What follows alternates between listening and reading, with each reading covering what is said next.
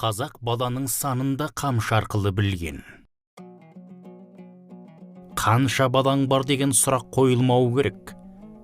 Қазақ салтында көбінесе тәрбиеге мән беріледі, сондықтан балаға қатысты салт дәстүрлер мен ырым тыйымдар көп. Қазақ десе ойға оралатын дүниелер жеткілікті ғой. Солардың бірі қамшы. Қамшыны ата-бабамыз ежелден ақ өзінің жанынан тастамай жүретін серігі ретінде пайдаланған.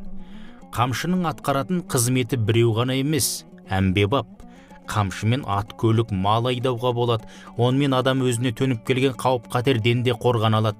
Қажет болған жағдайда суық қару ретінде пайдалана алады. Көшпелі тірлік салтына байланысты қазақтың еңбектенген баласынан еңкейген кәрісіне дейін қамшы ұстаған, ат көлік мінетін.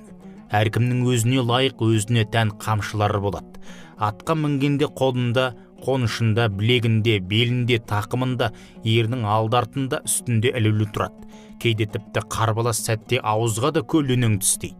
Ал үйде отырған кезде қамшы керегенің басында, көгінде, уық қарында, сыртқы дөдеге мен белдеуде немесе ашада қыстырулы тұрады. Қарбалас кездері киіз сырмақ астында, тіпті тізенің астында жатады. Әркімнің қамшысы өз қойған жерінде тұруға тиісті. Қамшының да бірнеше түрі бар. Сүндет қамшы, бәйге қамшы, көкпар қамшы, дойыр қамшы, неке қамшысы, соп қамшы, үйір қамшы, ноғай қамшы, баптау қамшы, аңшы қамшы, барымта қамшы, бесіре қамшы. Қамшының атқаратын қызметі де көп болған шаруашылықта да, билік айтар кезең келгенде де, көкпар мен жауға шапқанда да қамшы ер жігіттің айнымас серігі атанған.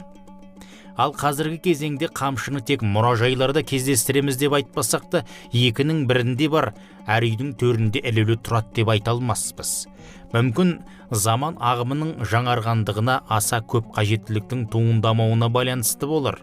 Дегенмен ата-бабамыздың салтын құрметтесек, қанымызбен келген қастерлі затқа құрметпен қарауды одан әрі дамыта түссек, ешқашан ұтылмайтынымыз анық.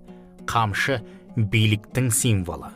Сондықтан төрде ілулі тұрған қамшыны көрген әйел өз үйінде билікті ұстайтын адамның бар екенін біліп, өзін шектен шықпауға тәрбиелейді.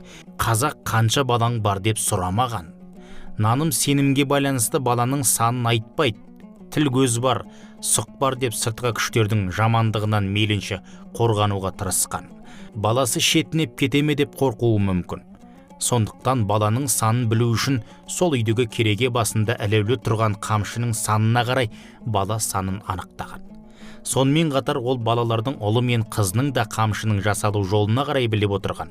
Көкенің көзін көрген қарияларымыздың баланың нақты санын сұрамайтындығы, нәрестеге көз тігіп сүйсініп қарамайтыны, тфәй қап-қара жаман бала деп жататыны да қазақтың болашақты ойлайтыны, өзгеге зиян тигізбеу, жақсылық ойлау ниетінен туғандығын да сараптау қиын емес.